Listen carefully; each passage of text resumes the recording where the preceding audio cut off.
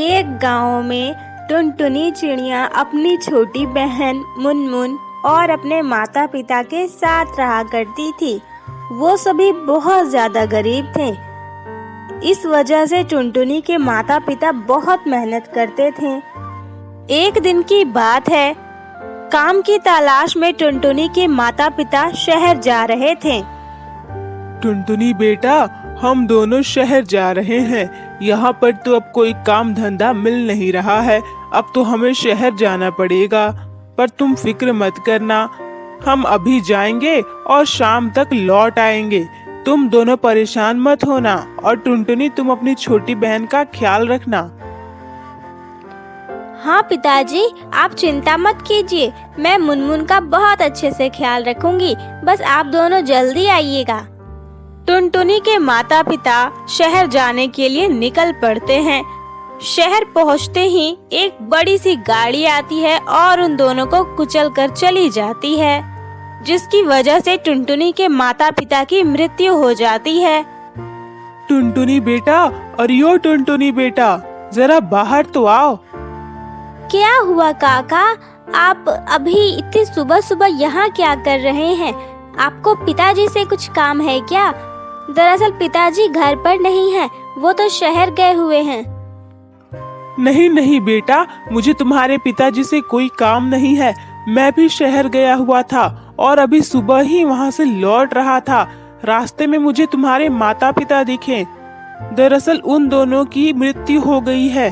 उनका बहुत बड़ा हादसा हो गया। जल्दी जल्दी चलो। टुनटुनी अपनी बहन मुनमुन के साथ शहर पहुंच जाती है।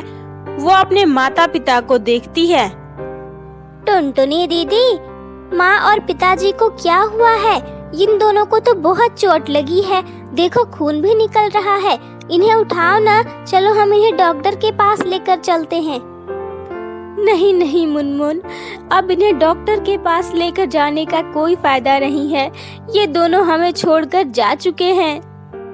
अब ये दोनों कभी ठीक नहीं होंगे और ना ही कभी हमारे पास वापस आएंगे। अब तो हमें एक दूसरे के सहारे ही जीना पड़ेगा। इस बात की खबर टुनटुनी के चाचा कालू कौवा और चाची काली कौवी को हो जाती है। वो दोनों वहाँ पर पहुँचते हैं और टुनटुनी से कहते हैं, अरे टुनटुनी बेटा, देखो जो होना था हो गया। तुम रो मत, तुम हमारे साथ चलो। तुम्हारा हमारे अलावा अब कोई है भी नहीं। यहाँ रहकर क्या करोगी, कहाँ कहाँ भटकोगी? मैं नहीं चाहता कि ऐसा कुछ हो। भैया भाभी अब चले गए हैं। अब तुम दोनों मेरी जिम्मेदारी हो। हाँ हाँ टुनटुनी, चलो तुम दोनों बहनें हमारे साथ रहना, हमारे घर पर। अब हम ही तो तुम्हारे माता पिता है ना।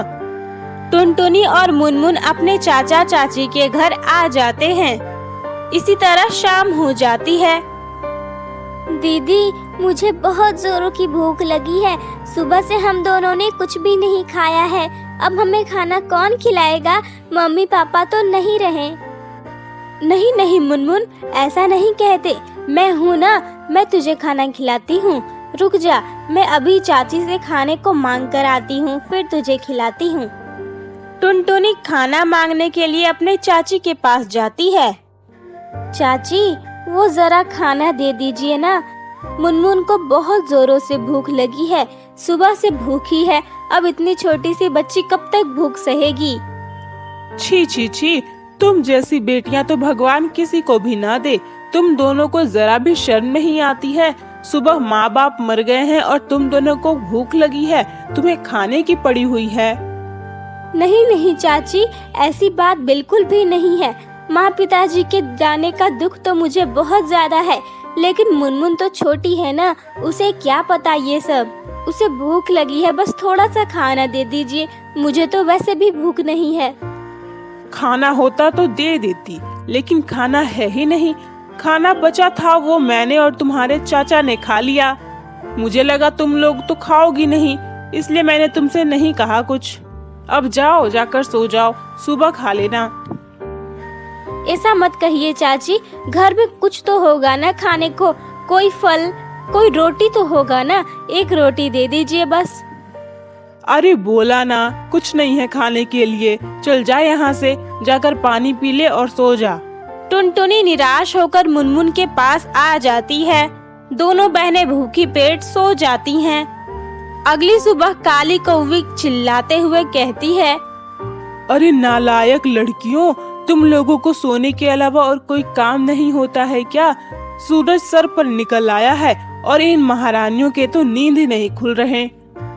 आवाज सुनकर दोनों बहनें उठ जाती हैं। क्या बात है चाची, कुछ हुआ है क्या? आप इस तरह से क्यों चिल्ला रही हैं? और ज्यादा देर भी तो नहीं हुई है, अभी अभी तो सुबह हुई है ना। अरे बेशरम, तुम दोनों को जरा भी शर्म नहीं है? तुम दोनों अपने माँ बाप के घर पे नहीं हो, तुम अपने चाचा और चाची के टुकड़ों पे पलने के लिए आए हो। फिर भी तुम दोनों इस तरह से सो रही हो। तुम्हें उठकर कुछ काम नहीं करना क्या?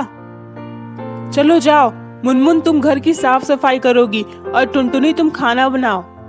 नहीं नहीं चाची, हम दोनों को ये सब काम करना बिल्कुल भी नहीं आता है। वो दरअसल माँ पिताजी ने हमसे कभी ये सब काम करवाया ही नहीं। वो तो हमें स्कूल भेजा करते थे। क्या तुम लोगों को घर का काम नहीं आता है? तो फिर तुम लोग मेरे किस काम की? मैंने तो सोचा था कि तुम घर का काम कर दोगी, इसलिए मैं तुम्हें यहाँ लेकर आई थी। लेकिन मुझे नहीं पता था कि तुम मुफ्त की रोटियाँ तोड़ने के लिए आई हो। ऐसा क्यों कह रही हैं चाची? आप दोनों ही तो हमें यहाँ लेकर आए थे ना। अगर आप दोनों को हमसे इतनी परेशानी है तो हमें यहाँ लेकर ही क्यों आए? अरे हाँ, वही तो मैं कह रही हूँ ना। मुझे तो लगा कि तू घर का काम कर देगी तो मेरी मदद हो जाएगी और मुझे कुछ काम भी नहीं करना पड़ेगा। इसके बदले मैं तुम दोनों को 2 वक्त का खाना खिला दूंगी। लेकिन ये तो मुझ पर ही उल्टा पड़ गया है। चलो जाओ, यहाँ से निकलो, निकल जाओ मेरे घर से। मैं तुम दोनों जैसी निकम्मी लड़कियों को अपने घर में नहीं रखना चाहती। टुनटुनी और मुनमुन वहाँ से चली जाती हैं। वो एक जंगल में पहुँच जाती है। मुनमुन, तू एक काम कर, तू इसी पेड़ के नीचे बैठी रहे, यहाँ से कहीं भी मत जाना। ये जंगल है तो यहाँ खतरा भी हो सकता है। मैं तुझे अपने साथ और लेकर नहीं चल सकती क्योंकि तू बहुत ज्यादा थक गई है।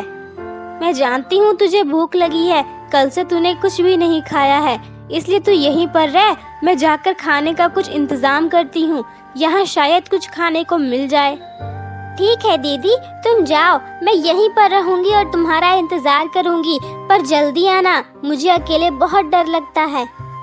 टुनटुनी वहाँ से चली जाती है। काफी देर ढूंढने के बाद उसे एक बड़ी सी दुकान नजर आती है।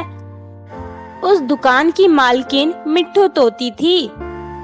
चाची, आपके पास खाने के लिए कुछ है क्या? अगर है तो दे दीजिए। आप चाहे तो उसके बदले मुझसे काम करवा लीजिए। मैं आपके दुकान की साफ सफाई कर दूंगी, लेकिन मुझे खाने के लिए कुछ दे दीजिए। मेरी एक छोटी बहन मेरा इंतजार कर रही है, उसे खिलाना है, कल से भूखी है। अरे अरे, शांत हो जाओ बच्ची। तुम कौन हो और यहाँ क्या कर रही हो? पहले अपने बारे में बताओ। मेरा नाम टुनटुनी चिड़िया है। मैं यहीं पास के गांव में रहा करती थी। मैं अपने माता पिता और अपनी छोटी बहन के साथ रहती थी, लेकिन कल मेरे माता पिता की मृत्यु हो गई। अब मैं अपनी बहन को लेकर भटक रही हूँ। उसे भूख लगी है, भूख से उसकी जान निकल रही है। मुझे कुछ खाने को दे दीजिए चाची।